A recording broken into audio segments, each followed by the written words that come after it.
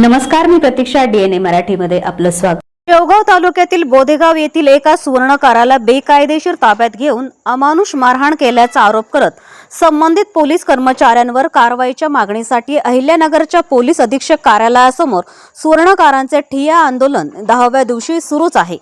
या आंदोलनावर राज्याचे पालकमंत्री राधाकृष्ण विखे पाटील यांनी आपली प्रतिक्रिया व्यक्त केली आहे. विखे म्हणाले की गेल्या 10 दिवसांपासून पोलीस अधीक्षक कार्यालयासमोर सुवर्णकार संघटनेचे आंदोलन सुरू आहे. मी त्यांना भेटलो, चौकशीचे आदेश देखील दिले, पण आम्ही म्हणू तसाच तपास व्हावा हे चुकीचे आहे.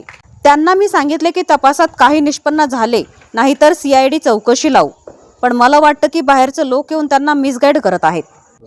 सुवर्णकारांना मी सांगितलेलं आहे की आम्ही त्याची चौकशी करू, त्या पद्धतीने ती घटना घडली, परंतु याच पद्धतीने चौकशी झाली पाहिजे, हीच कारवाई झाली पाहिजे हे म्हणणं चुकीचं आहे ना.